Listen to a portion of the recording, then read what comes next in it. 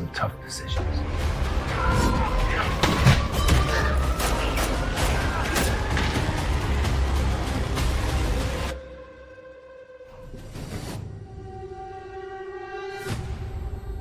I'm here to see King. King ain't seeing nobody. Tell him it's his son. I ain't seen you in 15 years, man. And you have the nerve to come into my place.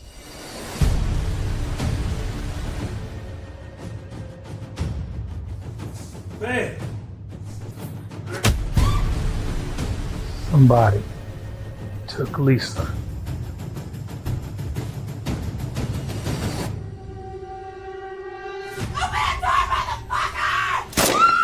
Shut the fuck up!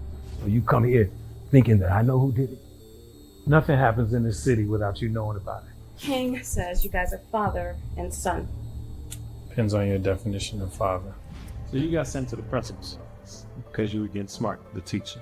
Isn't that the boys know how to get smart? And that's your child. That's Daddy's little girl. God, could you please say that poem so I can sleep? Black is the pit from pole to pole. I think whatever gods may be, for my unconquerable soul. Then why should I help you? You owe me. It matters not how straight the gate, how charged with punishments the scroll. I am the master of my fate. I am the captain of my soul. Where is this? Oh, wait, yeah. I'm Cross Seas. You saw that in the video. I was explaining that I was going to do something in this movie. And listen, Blowback is going to be coming out on a platform near you. And welcome to Talking Out the Box podcast. I'm your host, Lamont Ferguson, and we have a fun-packed day. So we're going to move right along. And remember, I always got to start off with this. Be great on purpose. Okay. Be great on purpose. Don't make it an accident. Be like, I looked up today. But make it intentional. Be great on purpose, right? Right.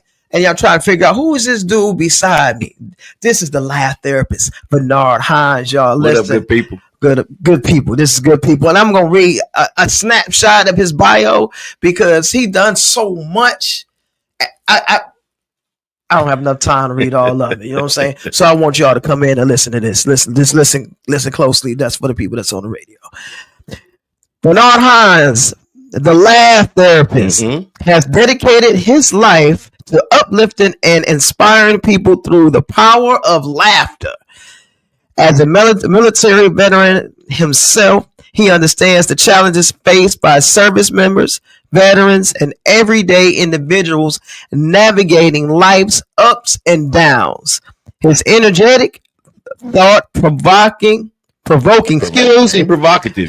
provocative. That's no diddy there. Thought-provoking, clean comedy. That's a tongue twister. Thought-provoking, and people don't think clean comedy can be thought-provoking. They just think it just got to be. We gonna get into that. Come on now. And motivational speaking, he have touched lives across veteran organizations, comedy clubs, military bases, and religious organizations. Now listen, you understand this, religious organizations. It don't say just church, all right?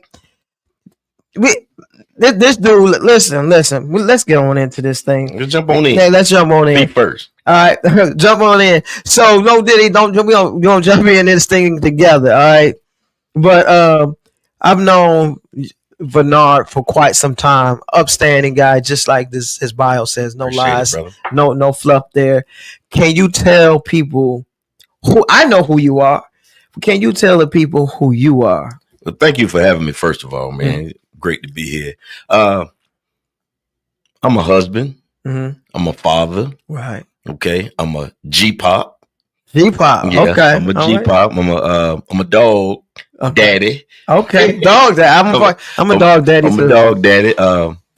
Comedian, veteran, right? Motivational speaker, But all in all, I'm just Bernard Tyrone Hines. Look at that. That's it. I'm just a person who just love making folks laugh, who understands that laughter is a healthy dose of therapy.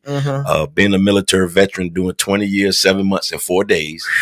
20 years, 7 months, and 4 days. And if you pay the lottery 2074, I mean, we got to play that pick phone number today. 2074. straight and crooked, straight and box and all that other good stuff. So right. Laughter has just been a part of my life, man. That I love it. It was what I needed when I couldn't laugh. I couldn't laugh, but needed laughter. Wow. So that's powerful stuff. Yeah. Now, before we get into the meaty part of this, August 13th, you can pop that up. August 13th, we're gonna be doing the midweek comedy relief show out Virginia Beach. The beach. On a Wednesday, that's why it's called midweek comedy relief. This some people say I thought, because we've been doing comedy a long time. People say I thought it was on a Saturday. I thought it was on Sunday. Not saying midweek. Midweek comedy relief. And some people might say hump day. Hump day. Yes, sir. No Diddy. All right. And it's going to be at the Family Fun Experience Theater. My first time being there. And this is going to be our second show there. The second show. And this show is going to be special. I'm going to be looking up at the screen so y'all know what I'm looking at. I'm looking at the flyer that y'all looking at. It's a whodunit murder mystery. And look it up. It's going to be a lot of fun. So it ain't one of them ones where it's a murder mystery. You got me coming in and the police going to be there. You know how they... No, you ain't going to get in trouble on this one. Okay. So it's a whodunit. We got, this is really special. Go to the link. The tickets are very, very reasonable for this type of show because you're getting a murder mystery and a comedy show all for the price of one. And the food is good. All right. And the food is good. Looking forward to it. Sherry Dixon is going to be there as well. She is hilarious. Hilarious. Don't forget, make sure you go to the link there. You see there, you can scan up the QR code and get all the information because we ain't got that much time because I got to fill that rest of that time with this young man here. And you can take that Art. Big up to Art. You know what I mean? That's my guy right there. You got to have somebody that's back there just making the things behind the scenes. Now, speaking of behind the scenes, okay, great segue. This guy a radio show. So behind the scenes, who's pushing you behind the scenes? My lovely wife. We all got one of those. Yeah, my love. I call her my GPS. Yo, GPS. Okay, my God provided spouse. God, look, you know what? She tried to tell me where to go, what to do, what time to get there, all that good stuff. So I just call her my GPS. GPS. Now, see, now my wife gonna get mad at me. Now I'm gonna call her. She my GPS. Yeah, but sometimes you got to have that person that knows you. Right, that person that understands you, that person that gives you the correct criticism that you need. Right. Because sometimes, as a comedian, we just want to make folks laugh. We want to go, we want to rip and run, we want to do everything. You need somebody to tell you, slow your hind parts down. Right. You got that. For all of my family in Michigan, hind parts mean butt. All right. They like, what? Hind parts? What that mean? Country boy right here. Country boy. Yes, sir. But now we're gonna move a little. We're gonna kind of go back. Okay. So before you got your GPS, how did you jump into comedy? Well, growing up, I'm from Norfolk, Virginia. So growing up, I always been funny in school. Laughing. Always could play the Jones. Always could play the dozens. Right. I was quick with it. Right. At 14 and 13 years old, bruh, I'm on the floor listening to Richard Pryor albums. I was an unsupervised child. I used to listen to I knew all Mudbone, Miss Rudolph. Wow. I knew all that stuff. So comedy was always in me. So when I went into the military, I was the barbecue comedian. Oh, gosh. You take me to the barbecue, we're going to have a good time. Get a little of that look in me. It's going to be an extra good time. Right. So a lot of my friends told me in the military, man, why don't you go do comedy? Never felt I had the confidence to do comedy. But back then, everything was cussing comedy. Right. And I was a cusser. Right. But I just, from my grandmother, I just knew I couldn't get on stage and do that. Right. So I just, turned it up a little bit. Right. So when I moved here, when I retired and moved back home, I got into comedy because it was my saving grace from having PTSD. That's post-traumatic stress disorder. For those people who can't really hear, I did not say STD. Right. People, all they hear is the S, the T, and the D. Come on now. Yeah. Come on, somebody. Yeah. So that was, and at one time I couldn't laugh. Laughter was the furthest thing from my life, and people knew something was wrong with me. Right. You have also another interesting story. You met your wife where? I met my wife at the Virginia Beach Funny Bone Comedy Club. And that's special. You meet your wife, your spouse, at a comedy club. And she was down here visiting that weekend from Raleigh, North Carolina. Wow. It was meant to be. And I was able to propose to her on the Funny Bone stage. Look at that, man. Come on down. You sitting here trying to top me on my show. No Diddy. Now my wife gonna be like, look, now what you got to do for our anniversary is propose to me on somebody's stage. Yes, maybe at the midweek comedy relief show. I don't know. So it was good. So it was good. So meeting her there, and she loves to laugh. Right. And as you do she buy car videos and what we do. She is the person I needed for my laughter. Right. Because she loves. We play sometime from the sun up to sundown. We're a blended family. That laughter helped us through that because it was rough. Yeah. It was rough, but for the most part, she's been the anchor. Now we're gonna talk about where we at. Okay, we got about 15 minutes. Okay. So we're going because we kind of just hopping into this thing. Let's hop on it. So the next thing is the thing that most black men don't talk about, and that's their credit. Yeah, we don't talk about that either. Credit or therapy. Yeah, therapy. Therapy. So how did you decide to blend, say, look, I'm going to be the laugh therapist? And then you started to actually go to therapy. I heard some of your story recently. Yeah. So can you give us a snapshot of that there? Yeah. When I started doing comedy, I had a crazy name. It was called Reverend Peanut Butter and Jelly. That's long. That's crazy. That is real. That name can't go nowhere. No, it can't. So I was brainstorming with a guy, and he was like, man, well, what helped you get through your depression, your PTSD? I said, laughter and a therapist. He said, won't you call yourself the laugh therapist? There it is. Just like that. And that name can go anywhere. Right. So when I knew I needed therapy because childhood situations, the war in Iraq, moving back home, going through divorce, all this crazy stuff was in my, and I didn't know how to process. You was the male version of Straw. There you go. The male version of Straw. I was the male version of Straw. Wow. Yeah. And I didn't know how to process it. Yeah. It was in the early stages of the military. So they really didn't know. It was like adjustment disorder, all it. No. Right. But then my daughter found out she was, all my kids knew I was different. all my dad not like yo. Yeah. So I just knew therapy. When I got into therapy, it was mind blowing because I just wanted to know, how do I tick?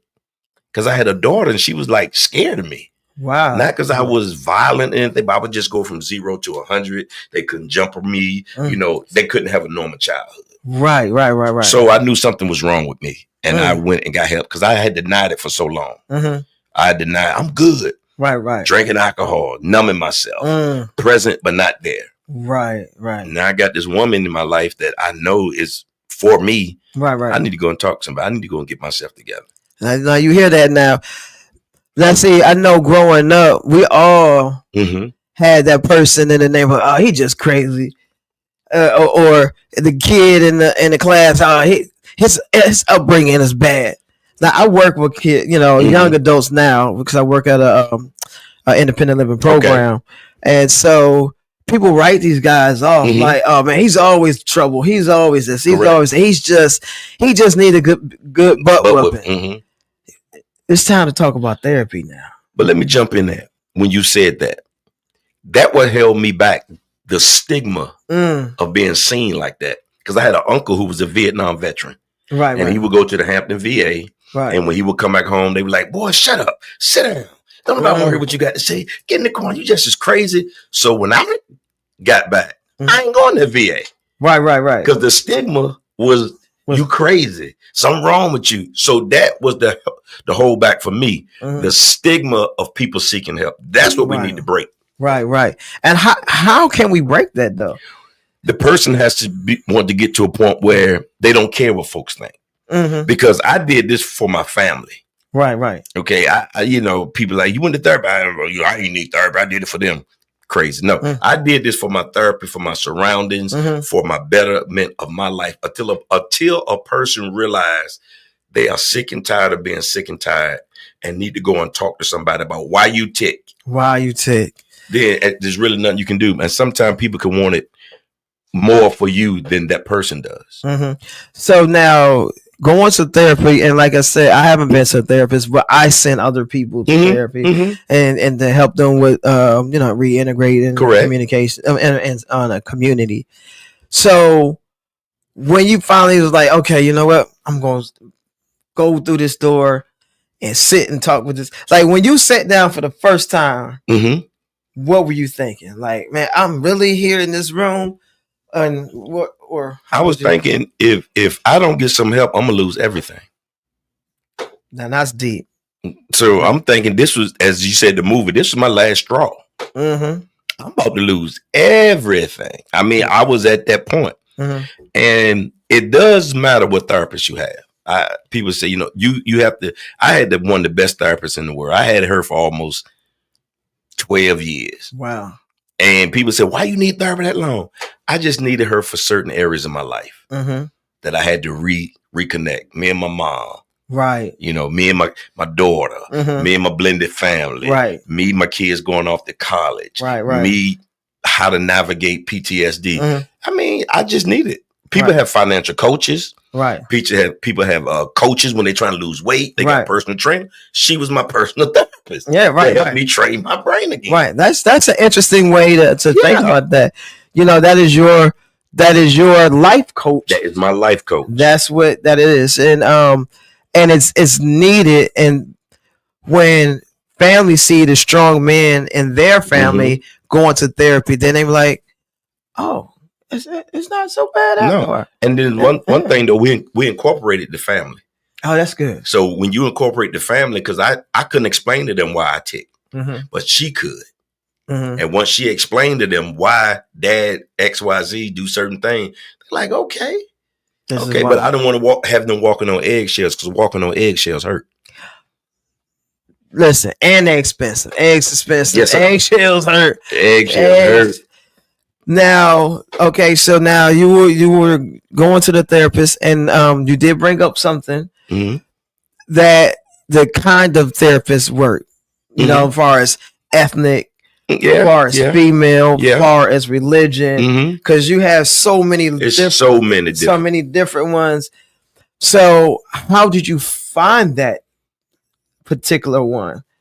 I guess she found me. I went to the vet center. It's a place called the vet center down here in Norfolk. It's vet centers all over. But she was it was a godsend for me. That's good. Miss Paula Tisdale. I call her name out. She's the best name.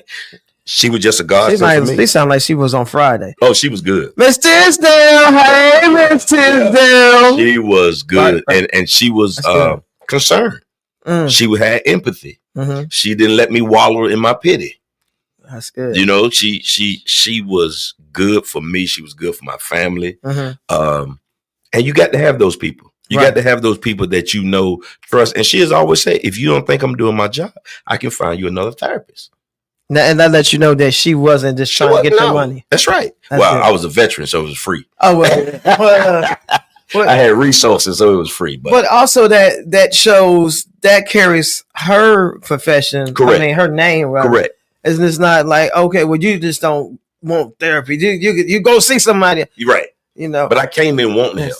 That's good. You know what I'm saying? I wasn't mandated by the courts. You know what I'm saying? I wasn't none of that. Right. So I came in wanting help. And that's the key. I wanted to get better. Okay. Now, are we going to step into the comedy world? Okay. So now you're the laugh therapist. How did you step into the world? Because I saw motivational speaking. How did you go, okay, now I'm conquering the world of comedy and comedy therapist type guy to motivation? Because most of my motivation started talking to veterans. Okay. And I just wanted to share them, give them a piece of my story. Because I wanted them to know you are not by yourself. Not by You're yourself. not by yourself. Right. I wanted to be the one that breaks the stigma, that help break the stigma. Mm-hmm. So I felt by speaking about what I've been through, and when you add comedy in it, a little laughter, it makes it plausible for everybody to receive it. Right. So what happened was I started getting booked at mental health things, but to be at the end, because they done talked about mental health so much throughout the conference or something, they need something to lighten it up at the end. And I just started saying, you know what? I can speak and have comedy in it. And it's been working out. And you were great because I was at an event. Appreciate it, yeah. And I saw him. And it's funny because our society don't want to laugh, you know, in certain groups, because laughter is actually contagious. Yes, it is. And so when people look like when he was saying things, he did great. Look, I want y'all to understand this because people are like, well, did he? No, he did absolutely wonderful. It's just that it took them a while because we going to these booths getting information. Yeah, they thought it was just another PowerPoint presentation. Yeah, and everybody sat down, and then so people looked around to see if I can laugh at this. And then after that, once people figured it was just I mean they let go. People have to feel that, you know, people gonna feel themselves out. They're gonna feel it out first. They're gonna be like, okay, we're talking about mental health. This is a big subject. What is he gonna say? What is he gonna talk about? Right. But I knew some people who already seen me perform were there. Right. So, you know, that broke the ice a little bit for some people. But as long as the lady who paid the check, as long as she was laughing, that's really all I did. At that point, you could have just left. All right, man, my stuff not working. I holler back at you. I'm gonna shoot y'all a whole PowerPoint via email, and then I'll speak to y'all virtual. Well, she sent me a great write up on my speaking page. I mean, it was powerful. So that I just love it because it's my therapy. It really is my therapy, being able to talk about some of the struggles and how I got over it and stuff like that. Because all I want to do is help. Yeah, that's good.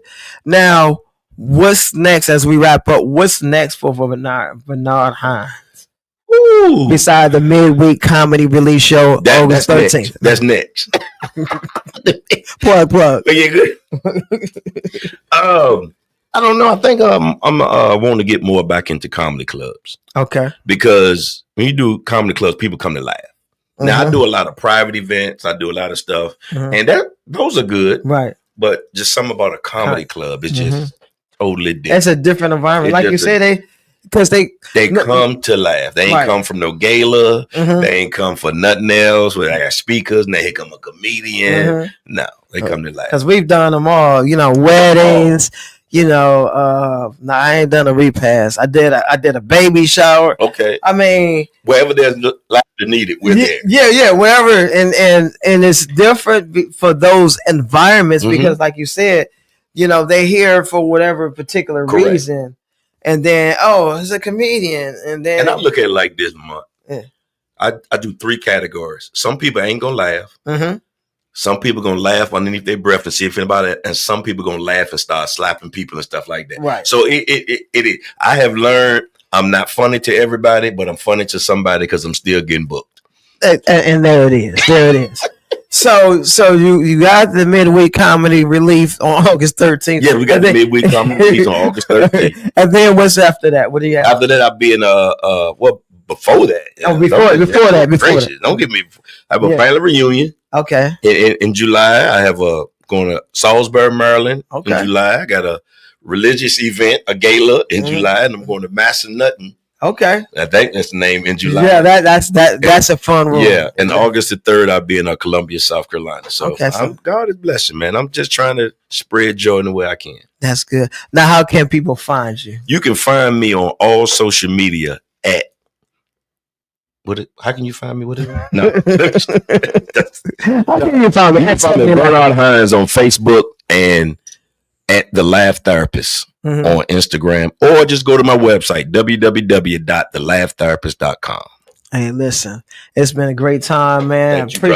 Appreciate you coming out. Yes, sir. I want y'all to, but make sure y'all look this gentleman up and book him, because he what they say, booked and busy. Booked and busy. Booked and busy. You know what I'm saying? Like the big beautiful bill. We'll talk about that.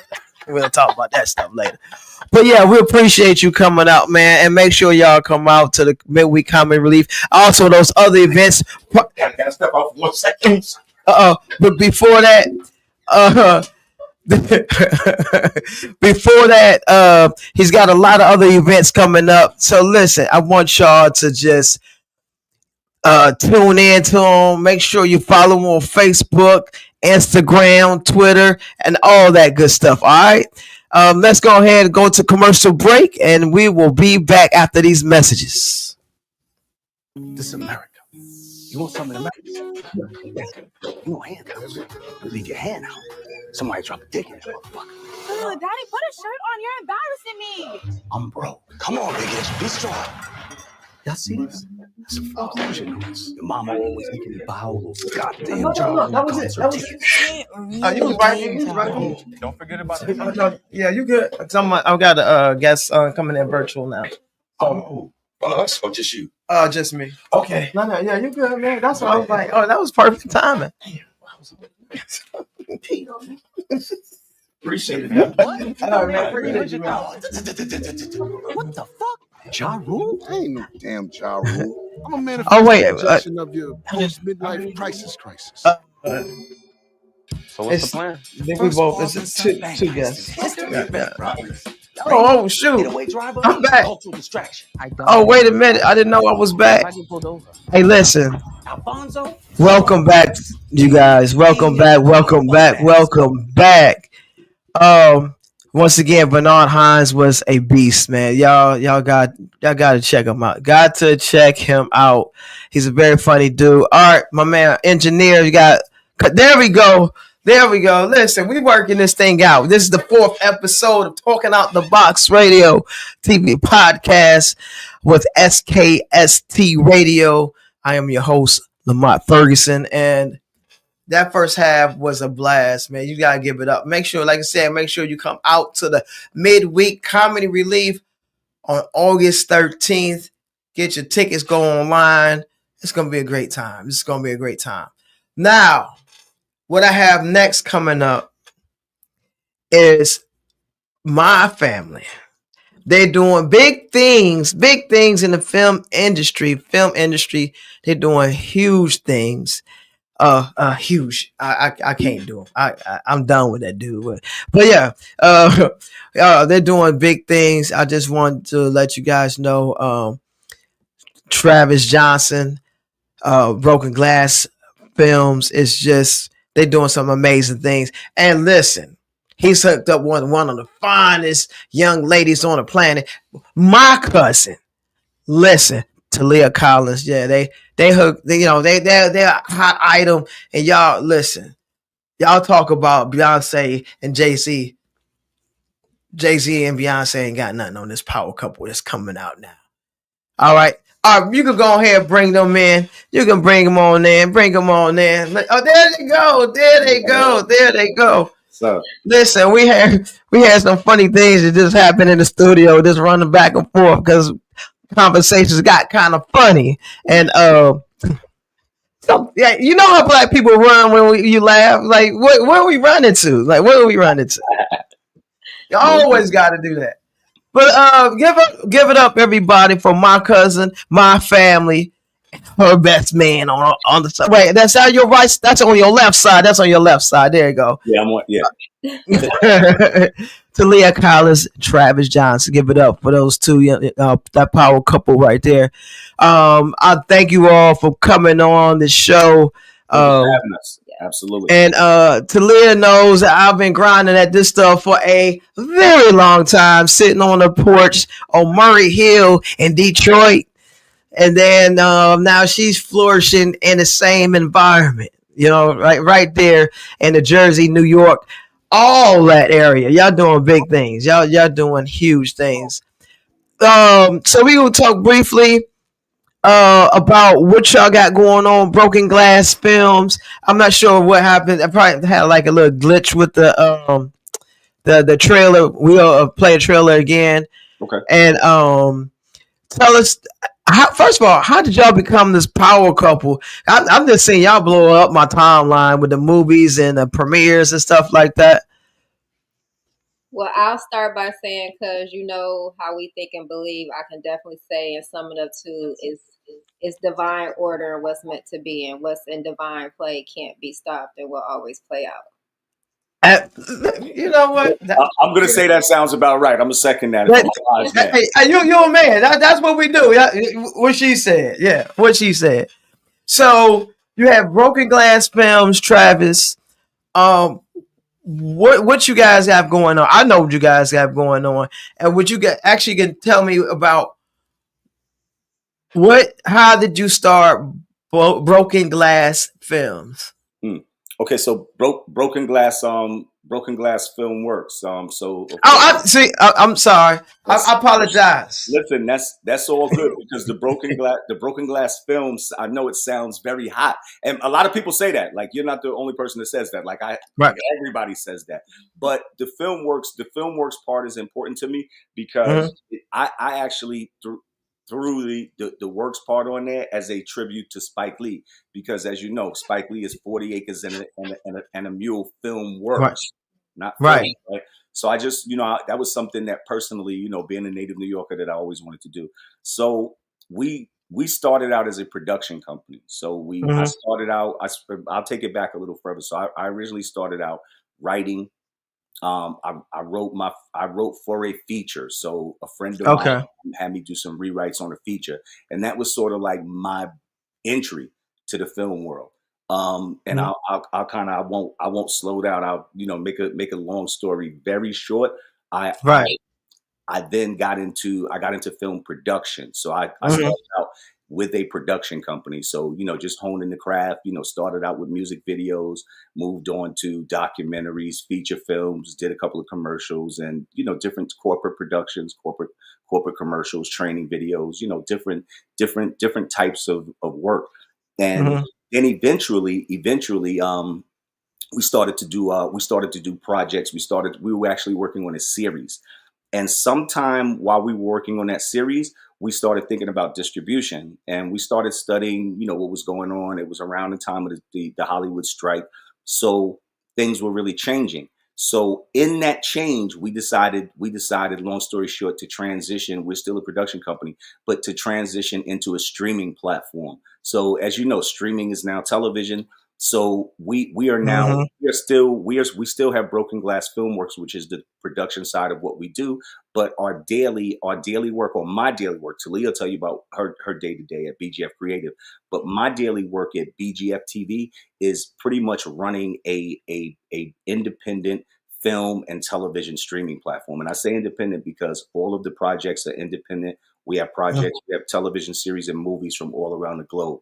So pretty much the streaming platform is what's going on a day to day. We're going to get a chance to talk about the Hoorah film, the Hoorah 99 film. But like you said, what's exactly going on right now? So it's the running of the streaming platform. And like I said, I'm going to sort of throw it over to Talia, because Talia actually has or runs a company by the name of BGF Creative, and that's a branding, management, and media company. So she can tell you a little bit about what they do. They're just across the hall from us, but I know what they do. But she'll tell you about And I was gonna touch on that too. Appreciate the toss. Listen, you're a perfect co-host. You tossing segues, man. That's some good stuff. I see you doing your thing. I've been doing my research, so I see you doing your thing. So I'm trying to hone my skills too. Yeah, I appreciate it. So, cousin, let's do it. Let's keep it 100%. Because see, America want us to say cousin. What's up, cousin? No, it's cuz. Right, so, in Detroit 313, so it's always gonna be cuz. Yeah, cuz. So BGF Creatives. Tell the world about BGF Creative. So BGF Creative Agency, as Travis said, is a branding management media company. So we started off doing corporate branding and management, and we slowly but vigorously, I can say, transition over into the industry that we are in now, managing different artists, artists that are already established, growing and upcoming artists, as well as we work hand in hand with BGF TV with productions. We're actually right now working on a documentary that's going to be huge. Yeah. So huge Okay. that we can't even talk about or disclose it right now, but just know that's one of the biggest projects that we're working on now, along with some behind the scenes things that we're doing with emerging artists, established artists, and growing artists. So if those have been watching, like you said, I think that everyone can see the energy that we're rapidly growing, moving fast, and it's just it's taking off so fast that we even sometimes look at each other and just say, like, we know this is meant to be. So all I can do is continue to stay tuned. There's a lot of great things in the work and a lot of great things that are happening. Yeah, and those things. We have the wonderful star here, Travis Charles Johnson of 99 that just made its world premiere at the American Black Film Festival.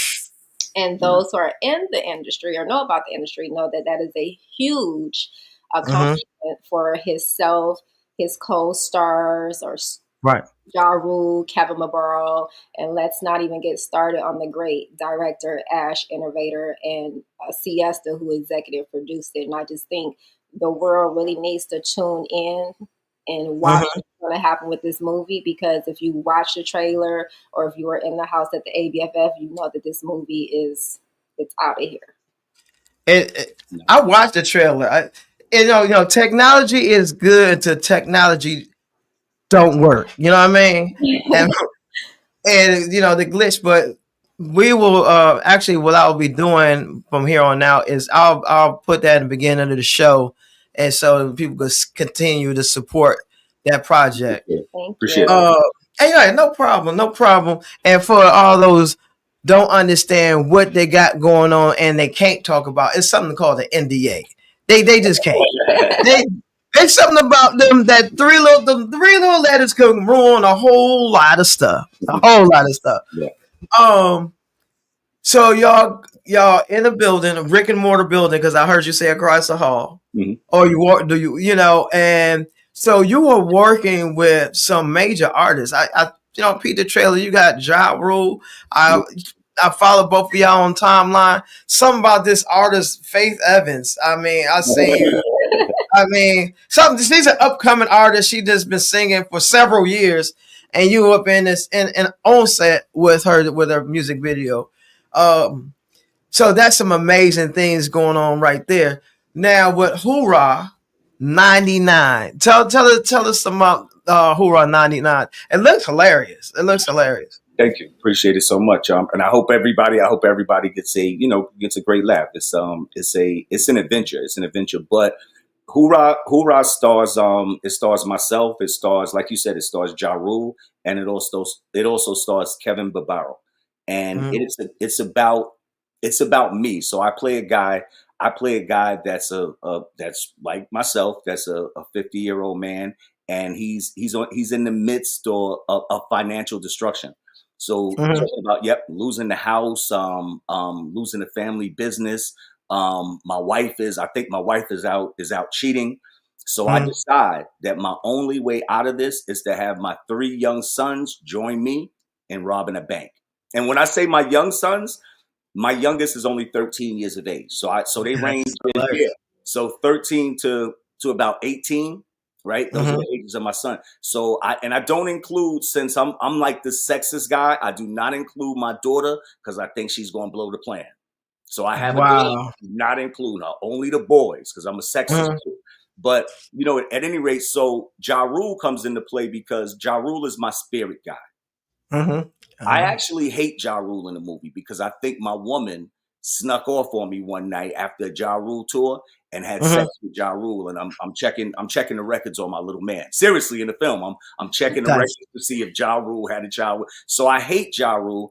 So it's just fitting that Ja Rule would appear to be in my, because only I can see him.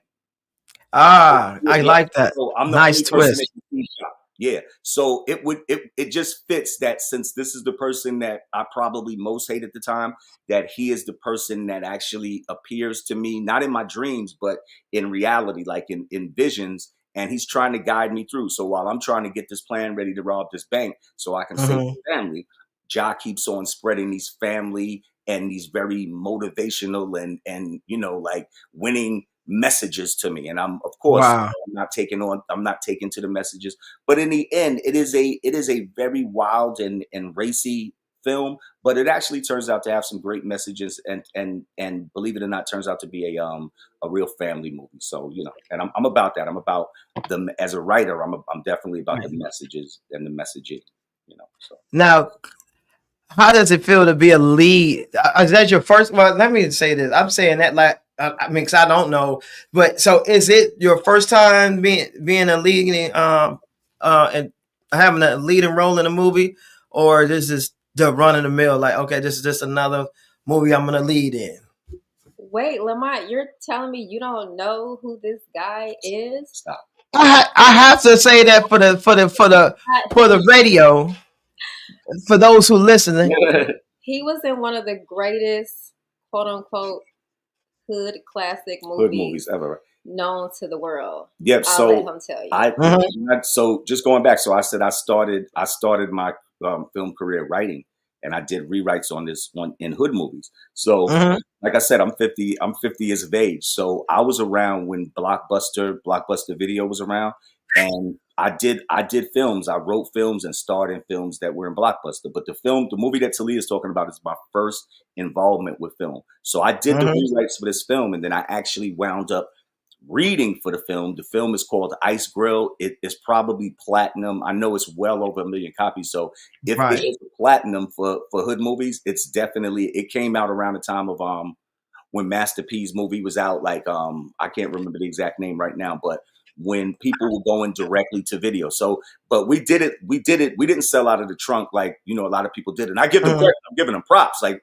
when you sell films out the trunk and you make that money back, it's all yours. So I'm not throwing any shade, but we actually, I got the hookup. That's what it was. I got the hookup. Exactly. Yeah. So it was slightly before I got the hookup. So as he was selling, as P was selling the film or getting the film ready so that he could start marketing it and selling it himself, we were actually out in LA getting a deal with a company called York Entertainment. They were Maverick York Entertainment at the time. And we were, we were out there and we struck a deal on the, we didn't even really know what we were doing, but we struck a deal with the film, and then, we kept on going, and that's what actually got me wanting to get into production. So to answer the question, I'm a long-winded guy, but to answer the question, it's all good. Yeah, to answer the question, no. So I definitely have been in a couple of hood films, not 1 million. I did also have a cameo in a movie that's on Tubi right now, produced by Luke Steffen, director Luke Steffen, who's out there. He's got a lot of joints on Tubi right now. Shout out to Luke. He's got, as a matter of fact, Luke will be debuting his new joint, his highly anticipated joint called Sin down in Atlanta in about 2 weeks. About 2 weeks he's going to be debuting that. So shout out to Luke. We'll see you down in Atlanta. But hold on, fam. You froze up on me. All right. Where did you okay, there you go. You got me? For some reason your connection is okay, there you go. So you were you were at the point where you were talking about the other young man that got a new movie coming out. Yeah, Luke Steffen. Yeah. Watch out for the film, because the film is either on Tubi right now or it's about to be on Tubi immediately after the release, and it's called Sin. S-I-N. Okay. So I'm on Tubi in another Luke Steffen film by the name of Cream, which did very well over on Tubi. So if you haven't seen Cream, go check Cream out. You definitely have to see me, because it's a quick cameo, but I am the very first person. I flew in to do 1 minute on screen, but I'm the very first person. So I open it up so you can't miss me. Yeah, that's the one thing about film. Cause I mean, you'll do a whole lot and only be in it for like 2 minutes. You will be there 12 hour day. You're like, what? That's it? But in this case, that's true. In this case, I got to shout Luke out though, because I had a conversation when I first met Luke, and I knew that he had quite a few films on Tubi already. at that point I wasn't in any films on Tubi, so everybody was running over to Tubi. So I wanted to be a part of the the rush as well. So in sitting down with Luke, I let him know I knew he was doing something at the moment. So I was like, if you have anything, I'll cameo in it real quick. I don't care how long it is. So he was like, okay, let me find something for you. So the next thing I knew, he sent me a plane ticket and was like, come down. You're going to be in the first minute of the movie. It's going to be quick. So I went in knowing, like, guess what? Your shot is going to be the opening scene. It's going to be about a minute long. So, but salute to him because based on me telling him I need some screen time over at Tubi, he made that happen like very quickly for me. Yeah. And that's important, especially as independent artists, to value people's work ethic and actually value their time and what they're trying to do, because it's easy to what I'm trying to say, to be a gatekeeper. You know what I'm saying? People, oh, you know what? I'm doing this now, and then you try to get, man, like, they ain't got time for you. But it's very important. Unless I noticed going down this road that more and more people are united as far as independent filmmakers, because it's way easier to get that bag as far as film. Because when I was coming up, Talia will tell you this. She'll be like, you have an audition. I'm like, I don't know nobody. I'm trying to reach out to other people. You get what I'm saying? But especially now you have social media makes things, streamlined. The connections is super fast. Yeah. And the equipment now, you don't need a whole lot of equipment. Before you had to get a big studio and hopefully they'll listen to your work. I mean, read your transcript or whatever, read your book or read this, read that, read the script. Now you be like, look, I'm going to go ahead and film this, and then I'm going to shop the whole movie. Yeah. And then with that, you're doing film festivals and stuff like that, and that get the word out faster than the big, the big movie companies. It's still be good to be a part of it because you can get a bigger bag, of course. Right. But now you can build up your reel with a lot of the quality work, and so people can see your work. Whether you just want to be a writer and like, yeah, that movie, I wrote that movie, I directed that piece. So now let's get into the meat and potatoes of everything. So now we got BGF TV, we got FilmWorks, we got the creatives. So what's the ultimate goal for BGF? You two, the power couple. I'm telling y'all, Jay-Z and Beyonce, only thing they got on y'all is the money. That's just it. That's what they got. You know what I mean? I'm with you on that, and those are. I'm trying to get to that status too. I want that status too.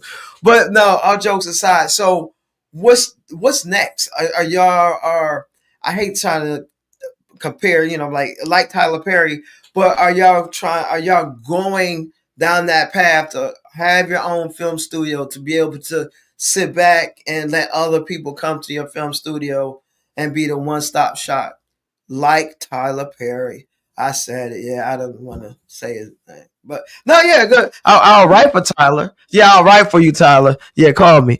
But anyway, so is that the goal, to have the one-stop shop type deal?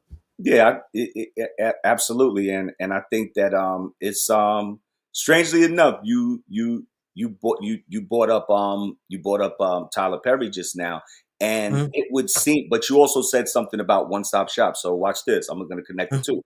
So a lot of times, like, somebody may look at me, for example, and they may say, "Oh, wow, like like, props to you. I see you doing some things or whatever."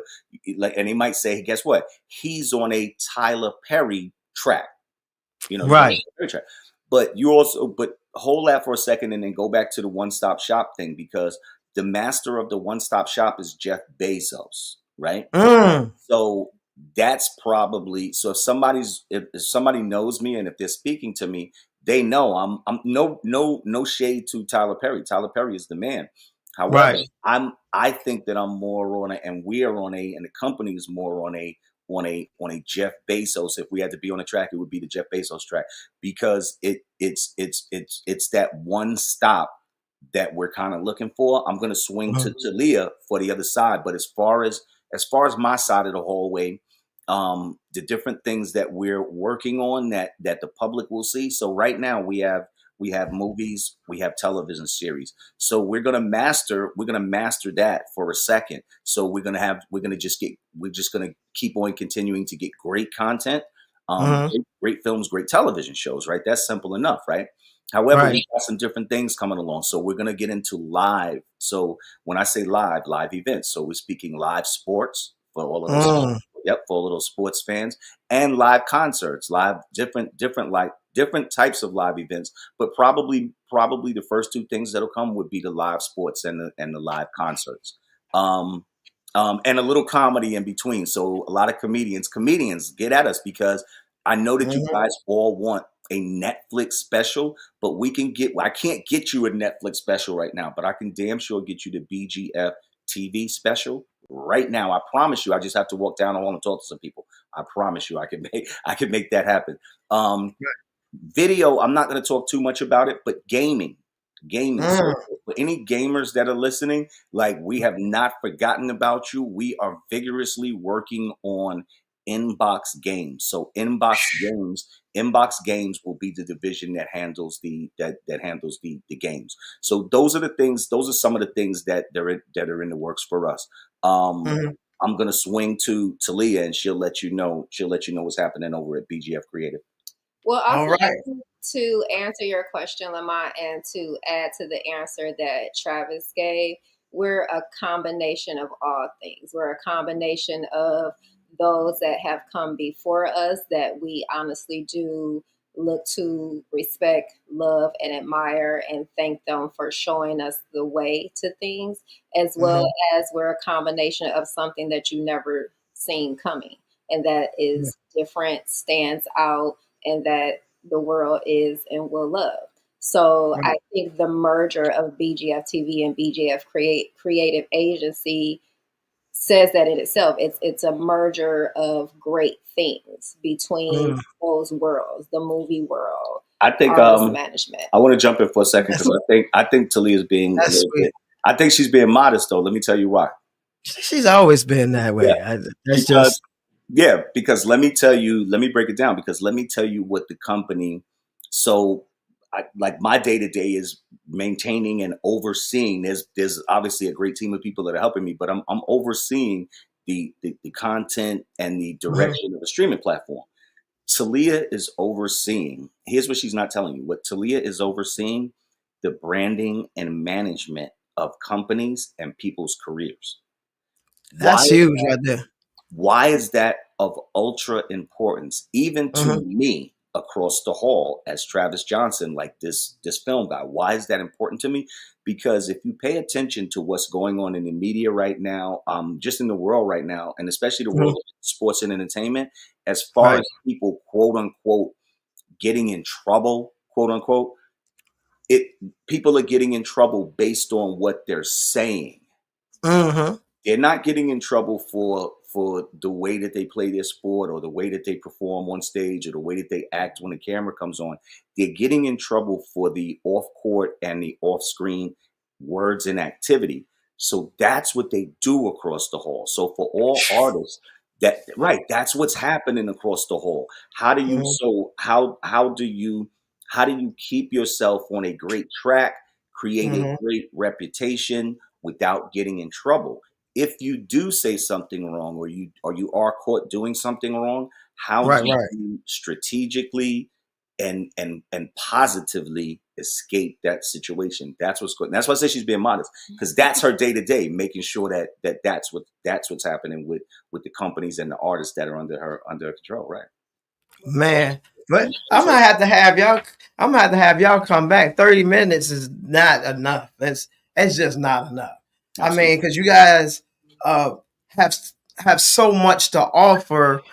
It's not just, like you said, it's not just film. It's live TV. It's the streaming. It's the gaming. Like, y'all have, sorry TP, but the Jeff Bezos, like you said, one-stop shop. It's amazing. We definitely gonna have y'all come back. I gotta actually wrap up definitely gonna have to wrap up. So, fam, tell us where they can find y'all on what platform and all that good stuff. Okay, so you can subscribe to BGF TV. You can go to bgftv.com. We're also available on Roku, Amazon Fire TV. You can find us on Instagram at BGF New York and BGF Creative. Those two things is very simple. Oh, we're on we as a matter of fact, we need to increase our subscribers on YouTube, but we're on YouTube as well at BGF TV. And Google Play. Google Play. See, y'all everywhere. Like we have to just do one show dedicated to the BGF family. Oh, we would love that. We would love that. That's definitely got. I mean, you guys have a lot going on. Love you, cuz. Love what you're doing. You my fam. Now you my fam too. You in there. You in there. I met this guy very very humble. Hear people in the South say humble. Like, what is it? Humble? Is it humble or humble? Like, I can't imagine Kendrick saying, "Be humble." Like it don't sound right, y'all. It's real quick, cuz we thank you. Absolutely. We thank you so much for the great and phenomenal introduction, but we, and especially I myself, knowing you longer than Travis have, I really want to big you up and put you in a light because you really have been grinding for years in what you do, acting, comedian. I mean, even to being our comedian at the family reunions and birthday parties, and to see you flourishing. Like, we see you at your film festivals, we see you doing your film. Salute. Kudos to you too for what you're doing, how hard you're grinding, and what's happening for you as well. Appreciate that, fam. Love you for that. Love you. And this, I want y'all to know, we working on a project that I just sent them a script, and it's a monster of a script. I'm telling y'all. I'm not saying it because I wrote it. Yes, I did, but I did get I entered into a LA film script competition. I did get an award for it. So it's been my baby. I've been sitting on it for a while, and y'all gonna see it. Y'all gonna hear about it. The trailer's gonna be coming. All the info gonna be dropping. Y'all have to stay tuned. But y'all, like I said, fam, I love y'all. I gotta wrap this thing up. We'll be talking some more. I'm definitely gonna have y'all back and elaborate and go into detail about the Jeff Bezos path that you all are taking. Let's talk about it. Yeah. You know what I'm saying? Thank you. Appreciate y'all. And I'll give y'all a call a little bit later. All right. Love you, cuz. All right. Appreciate you. Keep up the great work. Yes. All right. Thank you. Appreciate you. All right. All right. All right. All right. Thank you. Oh man, what an amazing show. I mean, from Bernard Hines to my fam, Talia Collins doing her thing, and her better half doing Travis Johnson, he doing his thing. Hurrah 99. Listen, we about to work on a film. It's about to turn y'all upside down. More than P. Diddy did. Wait. No Diddy. I can't say that. Leave the guy alone. But anyway, yeah, they're absolutely doing some wonderful things. Both guests, they're all doing wonderful things. Before I go, y'all know I gotta tell y'all, be great on purpose. Whatever you do, be great on purpose. Do it with intent. Stay connected, you know what I'm saying, to who's important to you, because there's a lot of snakes out there. So just be great on purpose. And one more thing I'm gonna add. I got like 2 minutes. One more thing I gotta add. Everybody's always worried about their Wi-Fi and being connected to Wi-Fi. What y'all need to be connected to God. Understand that? Because God's connection never fails. It's never shaky. Your Wi-Fi, it gets cut off. It gets shaky. It gets choppy. But God's connection never gets choppy. Y'all be great on purpose. I'm your host, Lamont Ferguson. And thank you for tuning in to Talking Out the Box podcast with your host, it's me, Lamont Ferguson. We got a great show next week. Just stay tuned in. Y'all be blessed.